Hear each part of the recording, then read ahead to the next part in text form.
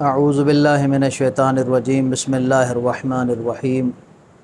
وبہ نستعین وہو خیر ناصر ومعین ثم الصلاة والسلام علی رسولہ الکریم والائمۃ المیامین۔ قال اللہ تبارک و تعالی فی کلامہ المجید بسم اللہ الرحمن الرحیم فما بقت علیہم السماء والارض وما کانوا منظرین۔ اللہ رب العزت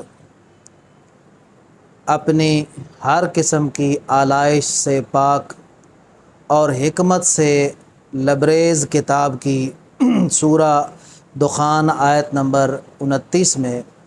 ارشاد فرماتا ہے کہ فما بقت علیہم السماء والارض وما کانوا منظرین، کہ پھر نہ آسمان و زمین نے ان پر گریہ کیا اور نہ ہی ان کو مہلت دی گئی۔ اللہ رب العزت کا یہ والا فرمان، یہ والی آیت اس واقعے کے پیرائے میں ہے کہ جب جناب موسیٰ علیہ السلام اپنی قوم کو فرعون اور فرعونیت کے چنگل اور ان کے ظلم و ستم سے بچا کر لے نکلے تھے، اور رستے میں اللہ رب العزت نے فرعون اور فرعونیوں کو دریا برد کر دیا، دریا میں غرق کر دیا تھا۔ تو جب دریا میں اللہ رب العزت نے ان کو غرق کر دیا تو وہاں ارشاد فرمایا کہ فما بقت علیہم السماء والارض، کہ اللہ کا آسمان اور اللہ کی زمین ایسے لوگوں پر گریہ اور ماتم نہیں کرتی۔ یعنی فرعون اور فرعونی چونکہ ظالم تھے، اللہ رب العزت یہ کہہ کر فرمانا چاہتا ہے کہ جو ظالم ہوتے ہیں، بے ایمان لوگ، ظالم لوگ، اگر ان پر کوئی سختی یا ان پر کوئی مصیبت نازل ہوتی ہے تو زمین اور آسمان ان پر گریہ نہیں کرتے۔ حالانکہ یہ بات اظہر من الشمس ہے اور یہ بات لائق بیان بھی نہیں ہے کہ زمین اور آسمان جو بے جان چیزیں ہیں، ان کے رونے کا مطلب ہی نہیں ہے یہ کسی چیز پر روتے نہیں ہیں، ان میں گریہ اور رونے کی صلاحیت ہے ہی نہیں، تو پھر اللہ رب العزت کیوں فرما رہا ہے زمین اور آسمان نے ان لوگوں پر گریہ نہیں کیا؟ تو جب ایک بات واضح ہے کہ یہ چیزیں گریہ کرتی ہی نہیں ہیں تو لوگوں کے ذہن میں یہ سوال ہی نہیں اٹھتا۔ جب یہ سوال ہی نہیں اٹھتا تو پھر یہاں یہ بیان کرنے کی ضرورت ہی کیا ہے کہ زمین اور آسمان، لوگوں کے ذہنوں میں راسخ ہے کہ زمین اور آسمان کسی چیز پر گریہ نہیں کرتے، تو جو چیز جہاں سوال ہی نہیں ہے، جو چیز طلب ہی نہیں کی گئی، اس کو بیان کیوں کیا جا رہا ہے؟ تو یقیناً اللہ کی جو کلام ہے وہ لا ریب ہے، وہ حکمت سے خالی نہیں ہے، وہ حکمت سے لبریز ہے۔ اللہ عز و جل جب کوئی کلام کرتا ہے تو اس میں کوئی نہ کوئی حکمت ہوتی ہے، کوئی نہ کوئی مصلحت ہوتی ہے۔ اللہ رب العزت فضول گوئی نہیں کرتا، وہ ہر قسم کی فضول گوئی سے پاک اور پاکیزہ ہے۔ لہٰذا یہ جو آیت فرمائی ہے کہ زمین اور آسمان نے ان پر گریہ نہیں کیا، تو در حقیقت اس کے مفہوم کو بیان کرنا چاہتے ہیں۔ گویا کہ اللہ رب العزت یہ کہنا چاہتا ہے کہ جب کسی مظلوم پر ظلم ہوتا ہے، جب کسی مومن مظلوم کے ساتھ ظلم اور زیادتی ہوتی ہے، تو اللہ رب العزت کی زمین اور آسمان اور کائنات بھی اس پر گریہ اور ماتم کرتے ہیں۔ تو یہ ایک مفہوم ہے کہ جس میں کسی قسم کی قید نہیں ہے، یعنی وہ جو مظلوم ہے، جو مومن ہے، خواہ وہ زندہ ہو اس پر ظلم کیا جائے یا وہ ظلم کے نتیجے میں فوت ہو جائے، شہید ہو جائے، ہر دو صورت میں قرآن کی اس آیت میں کسی قسم کی تخصیص یا قید نہیں ہے کہ جو مظلوم ہے، جس پر ظلم کیا جا رہا ہے، صرف وہ ہے کہ جو شہید ہو جائے، اللہ کی راہ میں تلوار کے ساتھ جہاد کرتے ہوئے وہ شہید ہو جائے، تو پھر نہیں، ایسی کوئی بات نہیں ہے۔ قرآن کی زبان لسان قرآنی عام ہے، خواہ وہ زندہ مظلوم ہے یا وہ اللہ کی راہ میں جہاد کرتے ہوئے دنیا سے رخصت ہو جائے، اس پر زمین اور آسمان گریہ کرتے ہیں۔ یہاں ایک سوال ہے کہ کیا واقعاً ایسا ہوتا ہے کہ بے جان چیزیں جانداروں کے ظلم یا جانداروں کی مشکلات پر کہ مشکلات کی صورت میں وہ متاثر ہوتی ہیں، اگر جاندار چیزوں پر ظلم کیا جائے تو بے جان چیزیں بھی متاثر ہوتی ہیں، اگر جاندار چیزوں کے ساتھ ان کی محبت ہو جائے تو محبت میں وہ متاثر ہوتی ہیں۔ ہاں، اس تاثر کی مثالیں ہمیں مسلمانوں کی کتابوں میں ملتی ہیں۔ چنانچہ اسی سلسلے میں امام بخاری نے اپنی کتاب صحیح بخاری میں صحیح سند کے ساتھ یہ روایت درج کی ہے کہ کان النبی صلی اللہ علیہ وآلہ وسلم یخطب الی الجذع فلما اتخذ المنبر تحول الیہ فحن الجذع فاتاہ فمسح یدہ علیہ۔ فرماتے ہیں کہ امام بخاری اپنی صحیح سند روایت میں درج کرتے ہیں کہ نبی صلی اللہ علیہ وآلہ وسلم ایک لکڑی کے سہارے پر خطبہ دیا کرتے تھے۔ بعد میں آپ صلی اللہ علیہ وآلہ وسلم نے اس اپنے لیے خطبے کے لیے ممبر بنوایا۔ آپ صلی اللہ علیہ وسلم پھر ممبر پر خطبہ دینا شروع کر دیا آپ نے، تو وہ جو لکڑی تھی اس کو اذیت ہوئی کہ آپ صلی اللہ علیہ وآلہ وسلم میرے سہارے میں خطبہ دیا کرتے تھے، وہ لکڑی آپ کی محبت میں مانوس ہو گئی۔ تو جیسے ہی آپ نے ممبر پر خطبہ دینا شروع کیا تو امام بخاری کہتے ہیں کہ فلما اتخذ المنبر تحول الیہ فحن الجذع، اس لکڑی نے گریہ و زاری شروع کر دیا۔ اور اسی طرح ایک اور دوسری روایت میں ہے کہ فصاحت النخلۃ صیاح الصبی، کہ وہ جو لکڑی نخلا میں یہاں تو کھجور کا ذکر ہے کہ کھجور تھا کہ جس کے سہارے آپ خطبہ دیا کرتے تھے، تو جیسے آپ ممبر پر تشریف لے گئے تو جو کھجور ہے اس نے چیخ و پکار شروع کر دی۔ ایسے چیخی محبت رسول اللہ میں کہ جیسے بچہ چیختا ہے تو ثم نزل النبی فضمہا الیہ، آپ صلی اللہ علیہ وآلہ وسلم ممبر سے اترے اور تشریف لائے اور اس درخت جو کھجور کا تھا اس کو سینے سے لگا کر اس کو صبر دیا، اس کو تسلی دی۔ یعنی یہ جو بے جان چیز ہے یہ رسول اللہ کی محبت میں دیکھیں کس طرح متاثر ہوتی ہے۔ اسی طرح علامہ ابن حجر مکی نے کتاب فتح الباری میں لکھا ہے کہ جب مروان نے امیر شام کے حکم سے ممبر کی 3 سیڑھیاں، آپ صلی اللہ علیہ وسلم کی ممبر کی 3 سیڑھیاں تھیں، تو مروان نے امیر شام کے حکم سے وہ 3 کی بجائے 6 سیڑھیاں کرنی چاہییں، اس کا صرف ارادہ کیا تو روایت کے الفاظ ہیں فَأَظْلَمَتِ الْمَدِينَةُ، تو مدینہ تاریکی کا شکار ہو گیا، گویا کہ سورج گہن لگ گیا۔ یعنی جو سورج تھا وہ اللہ کے محبوب کردگار کی نشانی کے ساتھ مانوس تھا، گویا کہ صبح طلوع ہوتا تو اللہ کے محبوب کی نشانی کی زیارت کرتا، اور جب غروب ہوتا پھر بھی اللہ کے محبوب کی نشانی کی زیارت کر کے غروب ہوا کرتا تھا۔ لیکن جیسے ہی مسلمانوں نے ارادہ کیا کہ اللہ کے محبوب کی نشانی میں تھوڑی سی تبدیلی کر دیں تو سورج سے، کہ جو ایک بے جان چیز ہے، سورج سے یہ تبدیلی برداشت نہ ہوئی، اپنے اللہ کے محبوب کی نشانی میں ذرہ برابر بھی تبدیلی برداشت نہ ہوئی، تو یہ جو سورج ہے اس نے طلوع ہونا پسند نہ کیا، پورے مدینے کو تاریکی میں ہی مبتلا کر دیا۔ اسی طرح مقریزی نے اپنی کتاب امتاع الاسماء میں لکھا ہے کہ کسفت الشمس یوم زاد معاویۃ فی المنبر حتی رؤیت النجوم، کہ جس دن امیر شام نے رسول خدا کے ممبر میں تبدیلی کرنا چاہی تو فرمایا کہ جو سورج ہے اس کو گہن لگ گیا، یہاں تک کہ دن کے وقت تارے نظر آنے لگ پڑے۔ اب یہ کسفت شمس کی جو اصطلاح ہے، ممکن ہے کہ یہاں سورج گہن جو سائنسی تکنیکی اور اصطلاحی ہوتا ہے، ہو سکتا ہے وہ نہ ہو سکتا ہے کہ صرف کسی اور اسباب کی بنیاد پر، سائنسی اسباب کی بنیاد پر اندھیرا ہو گیا ہو، جس طرح کے سیاہ بادل چھاتے ہیں اور اندھیرا ہو جاتا ہے، تو اندھیرا ہو گیا ہو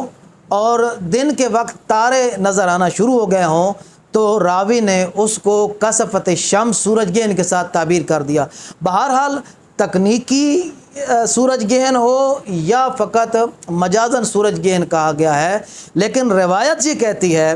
کہ آپ صلی اللہ علیہ وآلہ وسلم کے ممبر میں تھوڑی سی تبدیلی بھی سورج نے برداشت نہ کی۔ اسی طرح واقدی نے، مورخ اسلام نے ذکر کیا ہے کہ امیر شام نے جب عصائے رسول اللہ، رسول خدا کی عصا چھڑی کو اور ممبر رسول کو شام منتقل کرنا چاہا تو اسی طرح مدینہ ظلمت کا شکار ہو گیا۔ تو یہاں سے یہ معلوم ہوا کہ بے جان چیزیں جاندار چیزوں کی محبت سے بھی متاثر ہوتی ہیں، محبت میں ان کے مصائب سے متاثر ہوتی ہیں، اور ان کی خوشی میں بھی وہ متاثر ہوتی ہوئی نظر آتی ہیں۔ یہ کوئی اجنبی بات نہیں ہے۔ لہذا اگر یہ سوال کیا جائے کہ زمین اور آسمان بے جان ہو کر کیسے گریہ کرتے ہیں، تو یہ سوال لا یعنی ہو جائے گا، چونکہ اس پر مسلمانوں کا، شیعہ سنی اسلام کا اتفاق ہے کہ بے جان چیزیں جانداروں سے متاثر ہوتی ہیں۔ لہذا قرآن کریم کی یہ آیت کہ جس پر دسیوں ادلہ ہمارے پاس موجود ہیں کہ جو قرآن کریم کی تائید کرتی ہوئی نظر آتی ہیں، فما بکت علیہم السماء والارض، کہ اللہ رب العزت کے آسمان اور زمین نے ان ظالموں پر گریہ نہیں کیا۔ مفہوم یہ ہے کہ مظلوموں پر زمین و آسمان گریہ کرتے ہیں۔ اب یہاں سوال یہ پیدا ہوتا ہے کہ کیا زمین، اب ظاہر سی بات ہے کہ اللہ نے اگر فرما دیا ہے کہ زمین اور آسمان مظلوموں پر گریہ تو کرتے ہیں، لیکن سوال یہ ہے کہ کیا تاریخ میں کوئی شخصیت ایسی تھی کہ جس پر زمین اور آسمان نے گریہ کیا ہے؟ زمین و آسمان روئے ہیں، اور اگر روئے ہیں تو زمین اور آسمان کے رونے کی کیفیت کیا تھی؟ کیا جس طرح انسان روتا ہے آنسوؤں کے ساتھ اسی طرح روئے ہیں، یا زمین اور آسمان کے گریے کی کیفیت کچھ اور ہے؟ تو جب ہم مسلمانوں کی تاریخ حدیث اور دوسری کتب تاریخ، معتبر کتب کی طرف رجوع کرتے ہیں تو ہمیں دو چیزیں ملتی ہیں۔ نمبر ایک کہ ہاں زمین اور آسمان نے گریہ کیا، یعنی اس آیت کی تفسیر میں کچھ لوگوں کا نام ذکر کیا گیا، کچھ شخصیات کا نام ذکر کیا گیا ہے کہ جن پر زمین اور آسمان نے گریہ کیا تھا۔ اب وہ کون شخصیات ہیں؟ تو کتب احادیث اور وہ روایات کہ جو اس آیت کی تفسیر کرتی ہیں، ان میں صراحت کے ساتھ دو نام آتے ہیں۔ ایک نام جناب یحییٰ کا آتا ہے، یحییٰ بن زکریا ہمارے نبی صلوات اللہ علیہ کا آتا ہے، اور دوسرا نام مظلوم کربلا امام حسین علیہ السلام کا آتا ہے۔ یعنی زمین اور آسمان نے امام حسین علیہ السلام اور جناب یحییٰ بن زکریا علیہ السلام پر گریہ کیا تھا۔ یہ کائنات کے وہ دو مظلوم ہیں کہ جن پر زمین اور آسمان نے گریہ کیا۔ اور دوسرا جو میں آنے والی روایات ذکر کروں گا، ان میں دوسرا جو پوائنٹ ہوگا وہ یہ ہے کہ زمین اور آسمان نے یہ گریہ صرف اور صرف مظلوم کربلا پر کیا، اور صرف جناب یحییٰ بن زکریا پر کیا۔ یعنی آدم علیہ السلام سے لے کر تاحال آج تک اگر زمین اور آسمان نے گریہ کیا تو دو شخصیات پر کیا۔ گویا کہ اس قرآن کی اس آیت کی تفسیر میں اگر نام آتے ہیں تو سابقہ امتوں میں سے جناب یحییٰ کا آتا ہے، اور امت محمدیہ میں سے جناب مظلوم کربلا کا آتا ہے۔ تو زمین اور آسمان نے جن دو شخصیات پر گریہ کیا، جن دو شخصیات کی مظلومیت پر گریہ اور صف ماتم بچھائی، وہ میرے مولا مظلوم کربلا، نواسہ رسول، جگر گوشہ بطول، حضرت امیر المومنین کے فرزند ارجمند امام حسین علیہ السلام کی ذات عالی صفات تھی۔ اب میں آپ کی خدمت میں مسلمانوں کے ذخیرہ احادیث سے وہ روایات پیش کرتا ہوں کہ جو صراحت سے کہہ رہی ہیں کہ زمین اور آسمان نے ان دو شخصیات پر گریہ کیا۔ چنانچہ قرطبی نے اسی آیت کی تفسیر میں لکھا ہے کہ ما بکت السماء علی احد الا علی یحییٰ بن زکریا والحسین ابن علی وحمرتها بکاؤها، کہ آسمان نے کسی پر بھی گریہ نہیں کیا۔ حالانکہ آیت عام ہے کہ ہر قسم کے مومن مظلوم پر زمین اور آسمان گریہ کرتے ہیں، لیکن یہ شرف میرے مولا مظلوم کربلا کو حاصل ہے کہ اللہ رب العزت نے اس آیت کا مصداق فقط اور فقط مظلوم کربلا کو بنا دیا۔ اسی لیے شاید مسلمانوں کے جو مفتیان ہیں وہ اس آیت کی ان روایات کے ساتھ تفسیر بیان نہیں کرتے۔ تو جناب قرطبی کہتے ہیں کہ زمین اور آسمان نے گریہ نہیں کیا صرف دو شخصیات کے، ایک جناب یحییٰ اور دوسرا مظلوم کربلا ہیں۔ اب سوال یہ ہے کہ زمین و آسمان کا گریہ کیا ہے؟ فرمایا وَحُمْرَتُهَا بُكَاؤُهَا، یہ جو زمین اور آسمان پر جو آسمان پر جو آپ کو سرخی نظر آتی ہے، یہ سرخی آسمان کے گریے کی علامت ہیں۔ چنانچہ آنے والی روایات میں یہ بات آئے گی کہ مظلوم کربلا کی شہادت سے پہلے آسمان پر سرخی نہیں تھی، آپ کی شہادت کے بعد یعنی 61 ہجری کے عاشورہ محرم کے بعد زمین آسمان پر مشرق میں بھی یہ سرخی نظر آتی ہے اور مغرب میں بھی یہ سرخی نظر آتی ہے۔ اسی طرح زرندی حنفی نے لکھا ہے کہ لما قتل الحسین بکت السماء و بکاؤها حمرتها، کہ مظلوم کربلا کو جب قتل کیا گیا، شہید کیا گیا، تو آسمان نے گریہ کیا، اور آسمان کا گریہ کیا ہے؟ یہ اس کی سرخی ہے۔ اسی طرح تذکرۃ الخواص میں درج ہے کہ جدی ابو الفرج، صاحب تذکرۃ الخواص کہتے ہیں کہ جدی ابو الفرج، کہ میرے دادا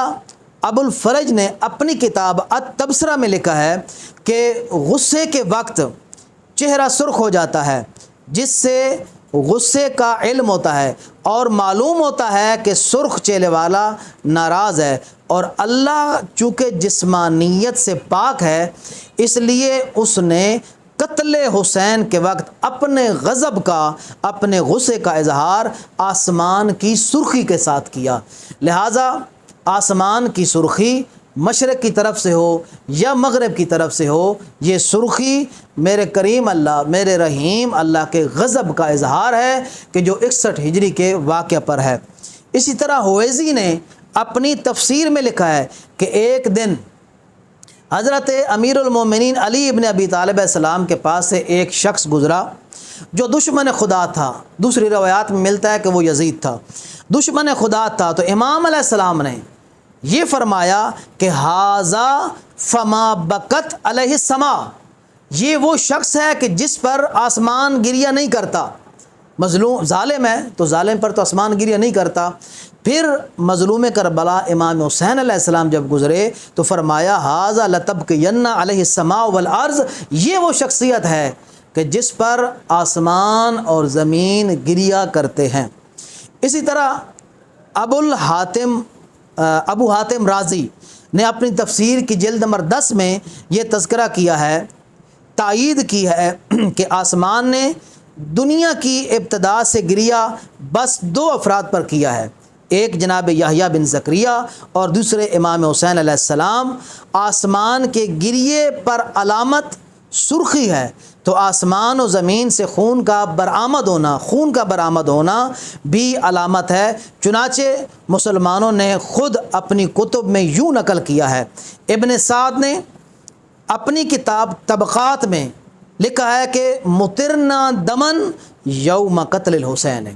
یہ جو جناب ہویزی ابو حاتم رازی نے یہ ذکر کیا ہے نا کہ جو زمین و آسمان کا جو گریہ ہے وہ آسمان سے خونی بارش ہے، خونی بارش کے ذریعے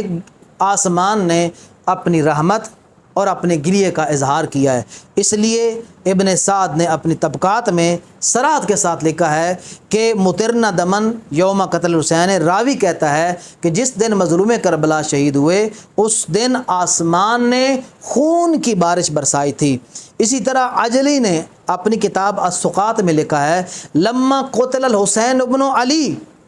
مطرت السماء دمن، کہ جب مظلوم کربلا شہید ہوئے تو آسمان نے خون برسایا، فاصبح جرارنا وکل شیء ملائی دما،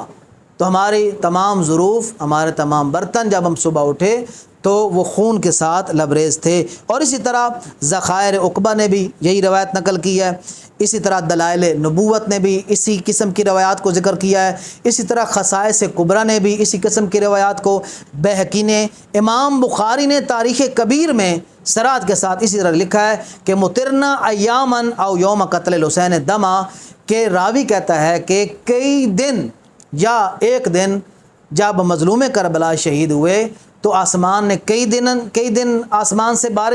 خون کی بارش برسائی، یا ایک دن آسمان سے خون کی بارش برسائی۔ اسی طرح امام ثعلبی نے الکشف والبیان میں جو ان کی تفسیر قرآن ہے میں لکھا ہے کہ مطرنا دمن ایام قتل الحسین۔ اسی طرح سیر اعلام النبلاء نے بھی یہ لکھا ہے کہ لما ان قتل الحسین مطرت السماء دمن مطرت السماء دمن فاصبحت وکل شیء لنا ملعان دما۔ اسی طرح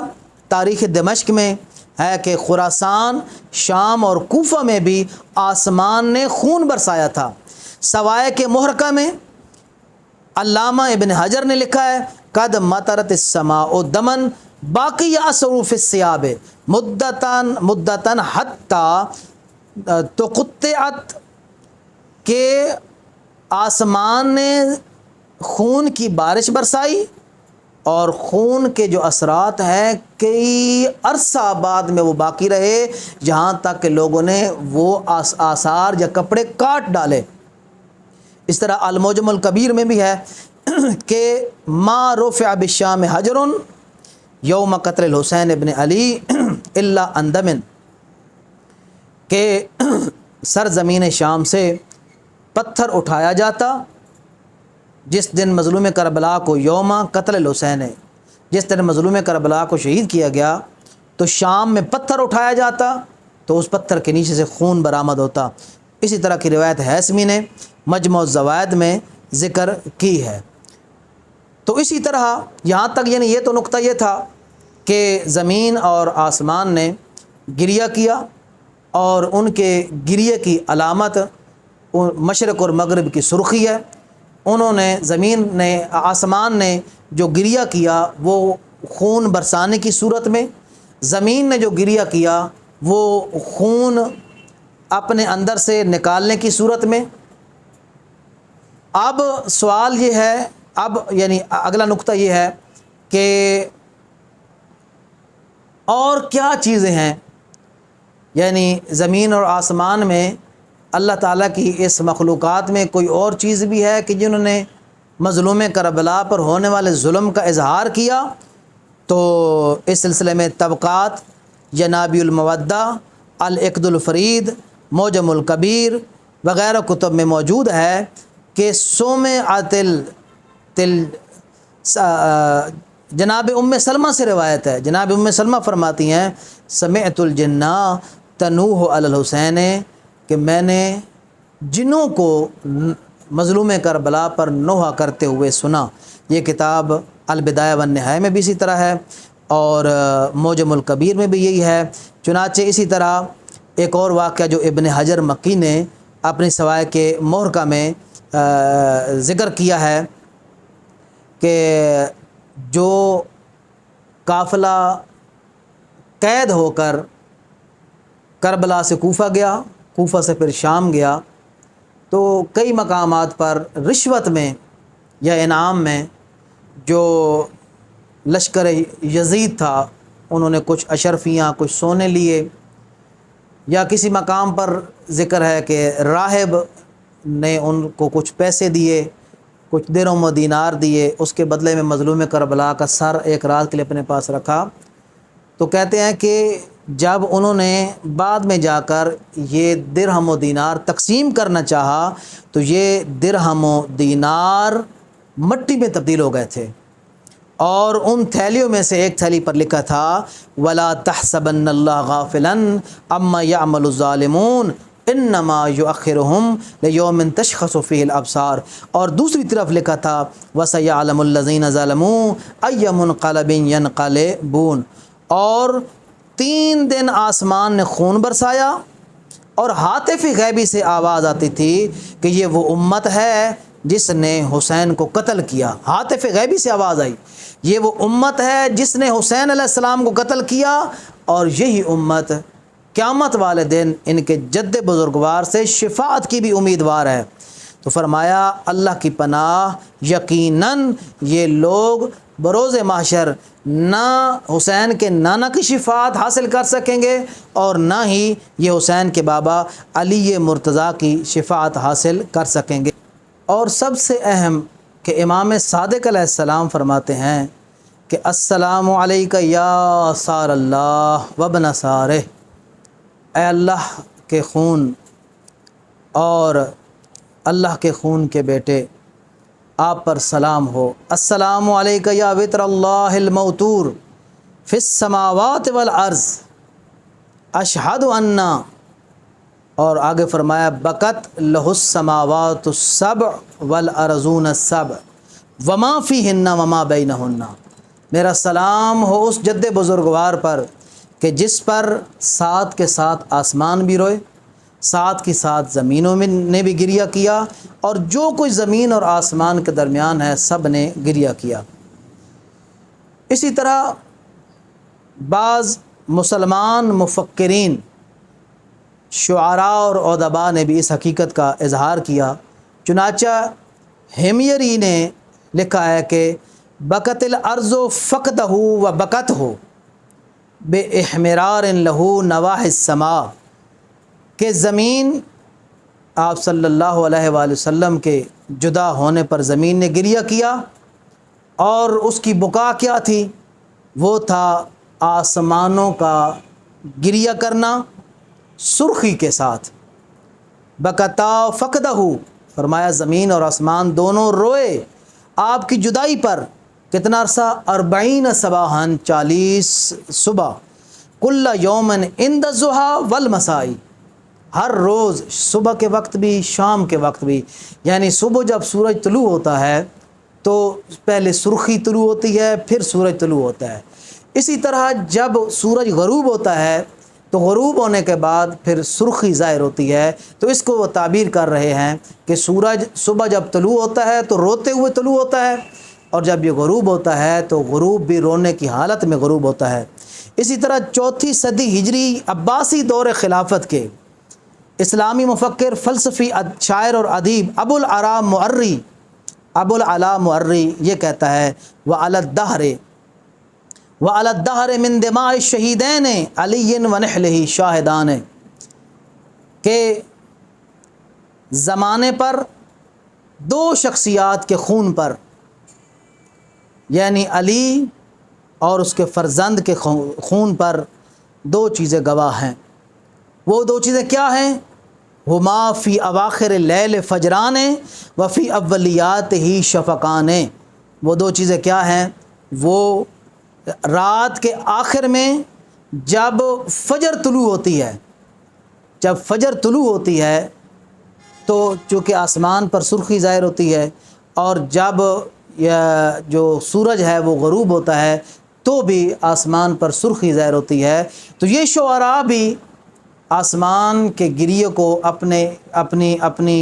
شاعری میں بیان کر رہے ہیں، اور مسلمان مفکرین نے اپنی شاعری میں زمین اور آسمان کے گریے کو زمین اور آسمان کی سرخی کی صورت میں جگہ دی ہے، اور واضح طور پر تاریخ اور حدیث کی اس حقیقت کو بیان کیا ہے کہ جس کا انکار کسی مسلمان کے لیے ممکن نہیں ہے۔ تو یہاں تک یہ بات ہمارے لیے بالکل واضح ہو گئی کہ اللہ رب العزت نے فرما دیا کہ زمین اور آسمان مظلوم پر گریہ کرتے ہیں، اور بے جان چیزوں کا جاندار چیزوں سے متاثر ہونا بھی میں نے آپ کی خدمت پیش کر دیا۔ اور اس آیت کا آج تک مصداق کون ہے؟ وہ بھی مسلمانوں کی کتب احادیث اور کتب تواریخ بھری پڑی ہیں کہ وہ بتاتی ہیں کہ یا جناب یحییٰ تھے یا جناب حسین مظلوم کربلا تھے کہ جن پر زمین و آسمان نے گریہ کیا۔ آیت کے مفہوم کے ضمن میں واضح ہو چکا ہے کہ یہاں مفہوم یہ ہے کہ مظلوم مومن پر زمین اور آسمان گریہ کرتے ہیں۔ وہ مومن، وہ مسلمان کہ جو مظلوم کربلا کے گریہ اور ماتم پر زبان اعتراض دراز کرتے ہیں تو میں ان سے گزارش کروں گا کہ اے مسلمان، کیا تو بھول گیا ہے کہ گریہ اور ماتم کا تعلق کسی مذہب اور فرقے کے ساتھ نہیں ہے، بلکہ اس کا تعلق انسانیت کے ساتھ ہے۔ میں کہوں گا کہ ماتم رحمت کا اظہار ہوتا ہے۔ اللہ رب العزت اپنی صفات بے مثال کا اظہار کون و مکان میں کرتا ہے۔ وہ رحیم ہے تو اپنی رحمت کا اظہار اپنی نشانیوں کے ذریعے کرتا ہے۔ ہمارا خدا ارحم الراحمین ہے، وہ رحیم اور رحمت والوں کو پسند کرتا ہے، سنگ دل کو پسند نہیں کرتا۔ چنانچہ جب مظلوم کربلا کے جب رسول خدا کے فرزند ارجمند اکلوتا بیٹا جناب ابراہیم وفات پا گئے تو رسول اللہ نے گریہ فرمایا۔ تو یاد کرو کہ جب ایک سنگ دل نے کہا تھا کہ آپ رسول ہو کر گریہ کرتے ہیں، فرمایا اس کا تعلق رحمت کے ساتھ ہے، میں رحیم ہوں، میرے دل میں رحمت ہے، یہ میری رحمت کا تقاضا ہے کہ میں اپنے بیٹے پر گریہ کر رہا ہوں، اور تم لوگ چونکہ سنگ دل ہو تو سنگ دل جو ہے وہ کبھی بھی ایسے موقع پر گریہ نہیں کرتے۔ لہٰذا امام رسول خدا نے روتے ہوئے فرمایا تھا کہ العین تدمع والقلب یحزن ولا نقول الا ما یرضی الرب وانا علی فراقک یا ابراہیم لمحزونون، کہ اے بیٹا ابراہیم، آپ کے فراق میں ہماری آنکھیں آنسو بہا رہی ہیں، دل مغموم ہے، لیکن ہم کوئی کلمہ ایسے زبان سے جاری نہیں کریں گے کہ جس سے میرا رب راضی ہوتا ہے، لیکن آپ کے فراق پر دل بڑا مغموم ہے۔ آپ نے گریہ فرمایا تو اے مسلمان اس وقت کو یاد کر کہ جب جناب صفیہ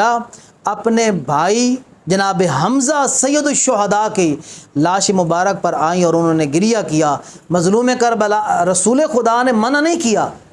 نہ صرف یہ کہ منع نہیں کیا بلکہ جناب صفیہ کے ساتھ گریہ بھی کیا، اور بلکہ گریہ نہیں صرف گریہ نہیں کیا بلکہ یعنی روایت کے الفاظ ہیں کہ یبکی کما بکت صفیہ، رسول خدا جناب صفیہ کے گریہ کے ساتھ ساتھ گریہ کرتے گئے، بلکہ معاملہ اس سے آگے بڑھ گیا۔ تاریخ یہ کہتی ہے، بلکہ حدیث یہ کہتی ہے کہ وہ ومنشجن کما نشجت صفیہ، جناب صفیہ کی رو رو کر جس طرح ہچکی بند گئی، سخت گریہ کیا، رسول خدا کی بھی اسی طرح ہچکی بند گئی اور انہوں نے بھی ساتھ سخت گریہ کیا۔ تو اے مسلمان، کیا آپ بھول گئے ہیں اس وقت کو کہ جب جناب رسول خدا نے حسرت بھری آواز کے ساتھ فرمایا تھا کہ اما امی حمزہ فلا بواقی اللہ،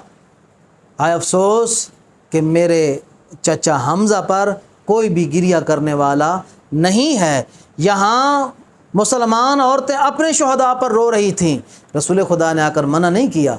کہ کیوں اپنے شہداء پر رو رہی ہو، بلکہ بات اس سے بڑھی اور فرمایا کہ میرے چچا حمزہ پر رونے والا کوئی نہیں ہے۔ تو مدینے کی جتنی بھی خواتین تھیں اپنے